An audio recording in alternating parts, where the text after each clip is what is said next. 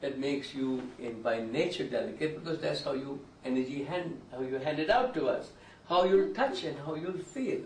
But the fascinating thing about it is each one of us are so unique. And what's so unique about us? Fingerprints in every one of your fingers are so only yours. They cannot be duplicated by anyone.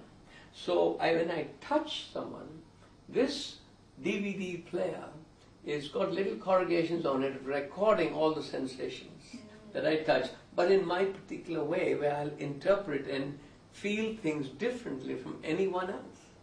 So then the length of the fingers, how much assessment I will have and time to think about it, and the hands are how I will experience it in my body.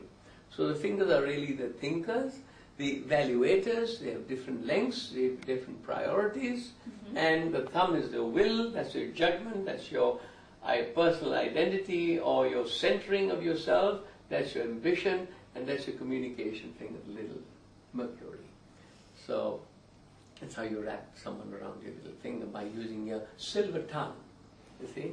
Right? And you know the use of this finger really means I'm going to stand up for me. It doesn't mean anything else except that how you want to interpret it. So I'm going to do what I have to do. Because this is really the middle finger. It balances your outer and your inner experiences. Then we look at the texture of the hand. Look at your hand, so soft and sensitive. Or you have a hard, strong hand. A mind that's so strong it wants to crush your fingers. Or you shake hands with someone, it's like a wet rag. Yes. Yeah, like, okay. So it depends on where the mind is. If the mind is very strong, you have a stronger grip. If you're absent-minded or you're not even home and they're shaking your hand, you know, they're not even there. So there's no response. So you can tell a lot by your hands. The hands are really so phenomenal. They're very, very complex. So the hand reading class is quite complex. We don't read the lines, we look at how they perform. Because everything about this whole workshop is about my performance, my potentials, and how I'm going to use them, and they're the most creative parts of us. They bring a lot of balance into us, because look at this. This is where it creates balance. And we can reach out so far out there and connect with the world. To talk about the emotional anatomy, is emotions mean what moves you, because it's energy in motion. So we have to look at the body. The anatomy of the body is really what we're talking about. When we feel any feeling in our body, it's happening in the anatomy of the body. And we only translate it collectively as, oh, I'm angry today, or I'm feeling so happy. But it's happening in trillions of cells, different muscles, different tubes, different nerves, different layers of muscle, layers of skin.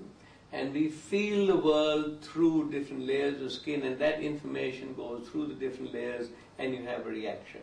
So for example, if I touch something that's sharp, I pull back because the sensitivity of my skin informs me and the whole body moves or the whole arm moves, and then I don't have to think. The body's already going to do it because it wants to preserve its sense of well-being and survival.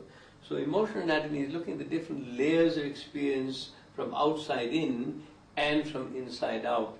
And that's the real relationship that we have to the world. It's our own relationship to ourselves through which we have an expression of this experience to the world. It's not the other person. So how I'm relating to me, if I really pay attention to how I'm relating to me, then I'll be much aware that whatever I'm feeling is me, not you. But we so easily take for granted that whatever I feel, it's your problem, and you're creating it. But it's really only me. So emotional anatomy is a very important aspect, one of the most important aspects as you learn more about the body, to understand this, how it's happening in you, and the different psychological and physiological states that are created by our own internal experience and relationship within ourselves.